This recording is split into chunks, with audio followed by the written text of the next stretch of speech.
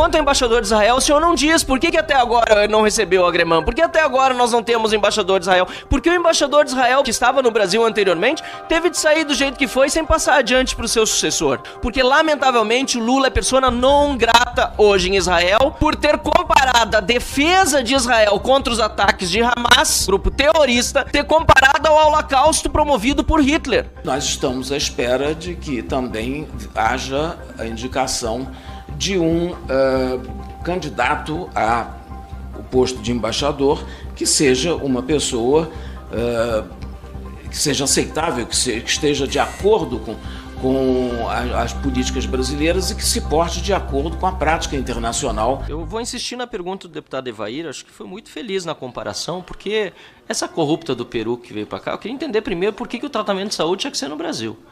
Aliás, segundo as informações da mídia peruana, não tinha motivo não de saúde para ela vir para cá, e eu dei várias entrevistas. Mas a pergunta do deputado Evair é muito certeira.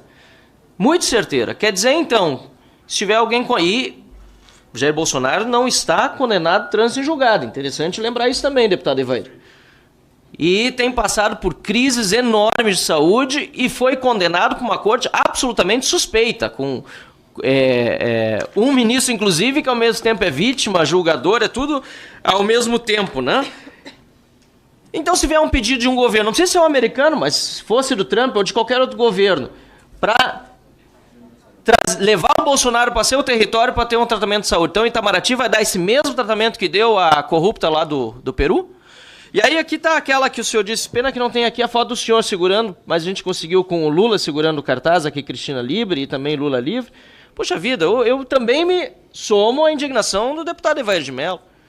Isso aqui é a ode à corrupção. E é uma agressão, sim, ao judiciário argentino. O senhor disse que ela já está com trânsito em julgado. Aí está incoerência o tempo todo. Antes, em relação à peruana, não, porque não estava trânsito em julgado. Tem uma peculiaridade do sistema peruano. Então ela foi resgatada lá do Peru antes do trânsito em julgado. Mas veja bem, porque não era corrupção. Aqui ela está presa. Ela não está aqui porque, de fato, foi na embaixada. Aí realmente eu me equivoquei. Não foi na casa dela, foi depois na embaixada. Mas está aqui o senhor posando do lado do Lula com um cartaz escrito Cristina Livre. E aí quem faz agressão ao Poder Judiciário é quem se insurge contra aqueles que estão abusando de autoridade. O senhor estava lá do lado do presidente Lula demonstrando apreço e apoio a uma corrupta. E buscou outra corrupta lá no Peru. Isso é indigno da posição que Vossa Excelência ocupa. É indigno de Itamaraty. E aí, para concluir, aqui estão as provas. Nós deixamos aí toda a apresentação no Mike Bentz, inclusive com os relatórios da CIA de maio de 2022, demonstrando tanto de dinheiro que foi mandado para o Brasil para financiar agências de checagem que fizeram campanha ostensiva contra a direita brasileira. Aqui os valores de 2020, 87 milhões de dólares. No total, 322 milhões de dólares para agências de checagem brasileiras e outros grupos que interferiram nas eleições brasileiras, como bem disse o próprio Financial Times, a campanha discreta dos Estados Unidos para interferir na eleição brasileira, e também o próprio ministro Barroso disse que os Estados Unidos acabou tendo um papel decisivo aqui no cenário eleitoral brasileiro. Então o senhor só não enxerga se não quer, porque aqui estou lhe mostrando com os documentos apresentados pelo Mike Bentz, e se o senhor não viu até agora, lhe entregamos todo esse material. Os nossos argumentos, como a gente tem demonstrado aqui, são baseados em fatos. O senhor disse que os nossos argumentos não têm fundamentação de uma forma, diplomática, mas não é verdadeira. Está aqui a fundamentação. E a fundamentação que a gente tem dado de cada um desses fatos que a gente apresenta aqui é com base, por exemplo, em fotos como essa, que envergonham o Brasil. Isso aqui envergonha Itamaraty. E aí, repito, vai lá na Argentina, visita uma presa condenada, já com o cumprimento da pena em prisão domiciliar. Depois da embaixada brasileira tiram fotos com cartaz. Isso aqui não é papel. Não é papel de representação de Estado, não é nem de chefia de Estado, nem de chefia de diplomacia. Isso aqui é vergonhoso para o Brasil. E teve respostas ainda que não me foram dadas, como, por exemplo, a falta do embaixador da Ucrânia no Brasil. O senhor disse... Calma, já vou chegar lá. Eu não falei do embaixador da Ucrânia. O senhor falou do embaixador da Ucrânia, que é uma questão da Ucrânia. Eu prestei atenção em tudo. Agora, quanto ao embaixador de Israel, o senhor não diz por que até agora não recebeu o agremã. Por que até agora nós não temos embaixador de Israel? Porque o embaixador de Israel brasileiro, o que estava no Brasil anteriormente, teve de sair do jeito que foi sem passar adiante para o seu sucessor. Porque, lamentavelmente, o Lula é persona non grata hoje em Israel. E ele é também graças à falta de orientação da própria diplomacia brasileira, porque Celso Amorim admitiu aqui que em nenhum momento disse para Lula pedir desculpas, ele é o assessor direto do presidente para assuntos internacionais, por ter comparado a defesa de Israel contra os ataques de Hamas, do grupo terrorista, ter comparado ao Holocausto promovido por Hitler. O Lula disse uma barbaridade dessa. E o assessor da presidência, Celso Amorim, a menos que o senhor disse que o senhor pediu para o Lula pedir desculpas, mas não há nada até agora público sobre isso. O assessor direto do presidente para assuntos internacionais admitiu aqui nesta comissão de que não sugeriu ao Lula pedir desculpas. Aí a consequência lógica é essa. Persona não grata em Israel, porque não é uma questão de política. Pode não gostar do Netanyahu, pode não gostar da oposição a Netanyahu. Não é uma questão de quem é ou não é o primeiro-ministro. É uma questão de agressão ao povo judeu. E isso é antissemitismo. O que Lula promoveu e continua promovendo é antissemitismo. E aqui fica também o meu respeito ao povo palestino, porque o povo palestino ele é refém do Hamas. Ele é refém de um grupo terrorista. E o Lula não faz nenhuma questão em diferenciar as duas coisas.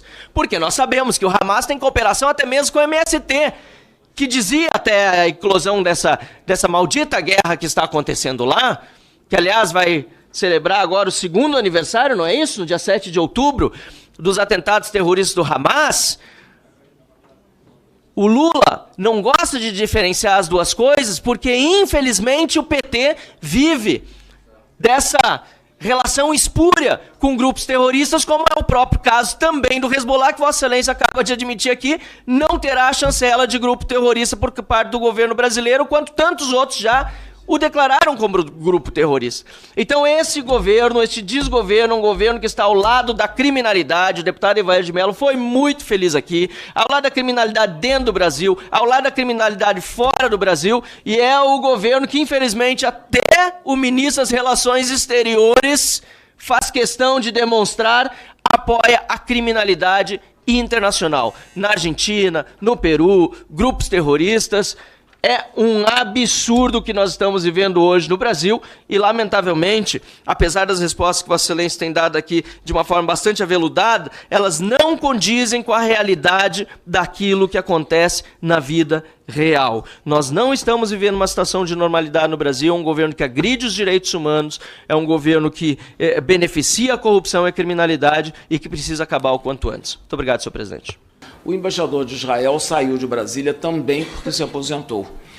E nós estamos à espera de que também haja a indicação de um candidato ao posto de embaixador que seja uma pessoa que seja aceitável, que esteja de acordo com as políticas brasileiras e que se porte de acordo com a prática internacional, que é de não interferência em assuntos domésticos. As embaixadas locais não podem, de forma alguma, interferir. As embaixadas estão para defender o interesse de seus estados, mas sem interferência direta. A campanha não foi sugerida pelo governo brasileiro, de Cristina Livre, ou apoiada, quer dizer, talvez tivéssemos, então, que nos dirigir ao Prêmio Nobel da Paz argentino pedindo que ele não faça a campanha, porque ele foi lá e comentou isso, e na hora estavam as fotografias, foram várias fotografias, eu não sei se eu segurei algum de Lula livre ou Cristina livre, mas tirei fotografias porque é uma pessoa, um homem, primeiro de idade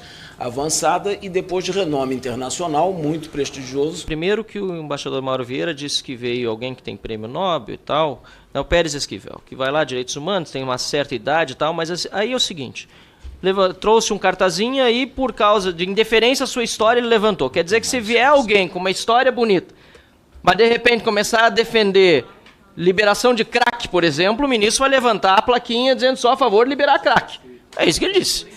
Ou seja, o que vale mais é o passado, mas não aquilo que está escrito na Cristina Livre. Segunda coisa, senhor presidente, acho que o grande erro do Bolsonaro foi não ser condenado por corrupção. Porque se fosse condenado por corrupção, estava de boa. segundo o embaixador Mauro Vieira aqui. Porque corrupção tá tudo certo. Corrupção, a ex-primeira-dama do Peru foi lá, foi condenado por corrupção, aí manda as jatinhas da FAB, tudo certo. Agora o Bolsonaro não foi condenado por corrupção, aí a situação muda. Aí é grave. Né? Dentro de um processo absolutamente suspeito e fraudulento. Então, senhor presidente, eu só tenho esses 2 comentários, não tem nem pergunta mais, porque não adianta fazer pergunta, obrigado, que a gente já viu que está respondido. Obrigado, do jeito como já podemos.